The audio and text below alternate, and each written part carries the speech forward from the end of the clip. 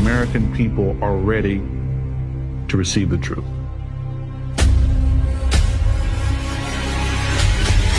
Humanity is not the only intelligence in the universe. Humanity is not the only intelligent species. We are absolutely not alone. Non-human intelligence exists. UAPs are real, they're here, and they're not human. I spent 25 years as a senior official with the CIA. I've worked on highly classified UAP programs. 28 years as an astrophysicist. I served as the 4th Director of National Intelligence. Director of Aviation Security in the National Security Council. A one-star admiral after 32 years of service. People that come forward with this, I feel like they've taken their life in their own hands. I was recruited to a highly sensitive government program that investigated unidentified aerial phenomenon. For over 16 years, on behalf of the U.S. government, I worked as a senior intelligence official on the unidentified aerial phenomenon topic. We learned that the U.S. government was involved in a long-running secret war with other nations to collect and reverse engineer vehicles not made by humans. I have seen with my own eyes non-human craft and non-human beings. There's a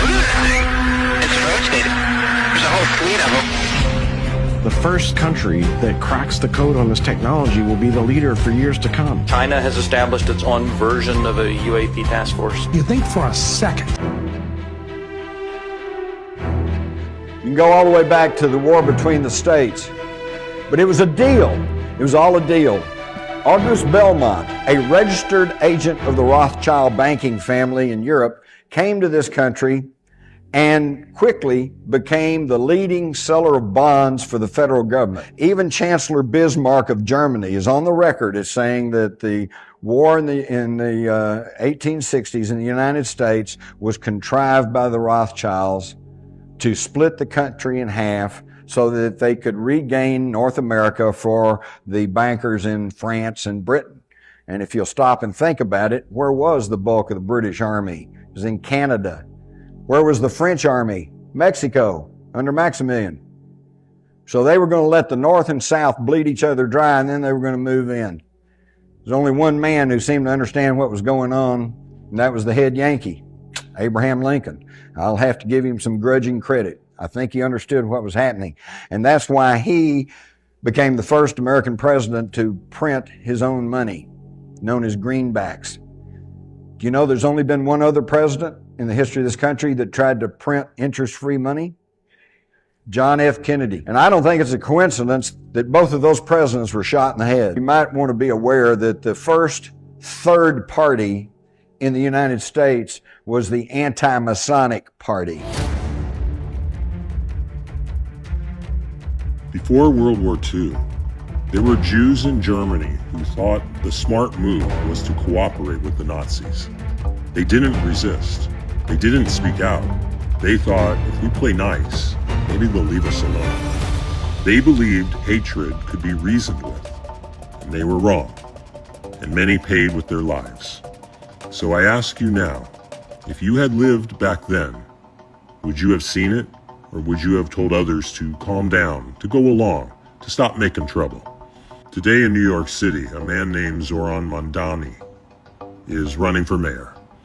He was asked a simple question: will you denounce the phrase, globalize the Intifada? And make no mistake, Intifada refers to two bloody uprisings marked by suicide bombings, shootings, and the murder of civilians in buses, restaurants, and markets. To globalize it is to spread that method of violence across the world. It's not a metaphor, it's a message. And Mondani refused to denounce it. Not because he didn't understand it, but because he did. This isn't about left or right. It's not about parties. It's about whether you recognize evil while it's still using slogans, or whether you wait until it's wearing uniforms. My friends, we are all anonymous, and we will not stay silent.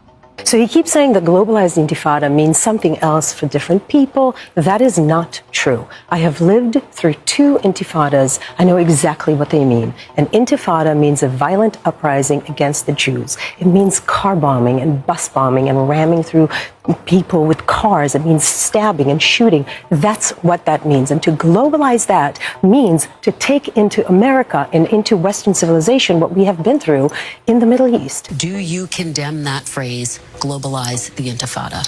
That's not language that I use. But do you actually condemn it? I think that's the question and the outstanding issue that a number of people, both of the Jewish faith and beyond, have. I've heard from many Jewish New Yorkers who have shared their concerns with me. For the people who care about the language and who feel really concerned by that phrase, why not just condemn it?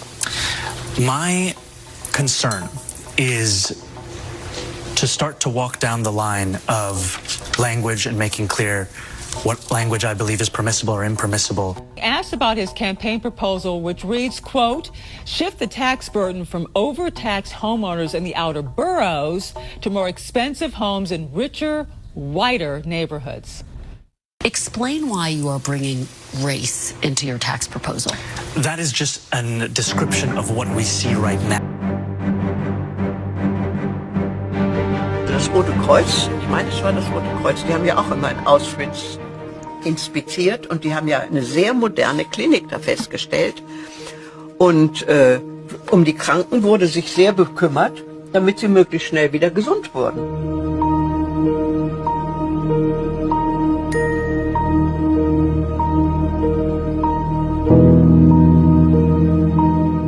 Man kann doch nicht erwähnen, was es nicht gab.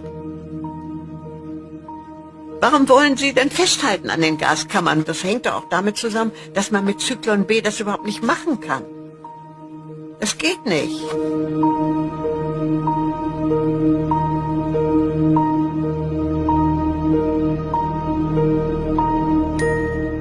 Wenn Sie die Bilder sehen, die sehen doch ganz normal aus. Aber wo in kommen die denn her, Bergen-Belsen, diese Bilder? Ach, kennen Sie nicht die Leichenberge von unseren zerstörten Städten? Von Hamburg, von Pforzheim, von Hildesheim, von Dresden. Die wurden da hingebracht. Braucht man doch gar nicht dahin zu bringen. Man macht die Leichenberge, nimmt man auf und... Sie kennen doch das Zusammenstückeln von Bildern. Das ist doch gar keine Kunst. Wirklich, also ich habe ja alle gefragt. Kein einziger konnte mir sagen, wo die 6 Millionen umgebracht sind. Und dann muss man doch den Mut haben zu sagen, es war eine Lüge.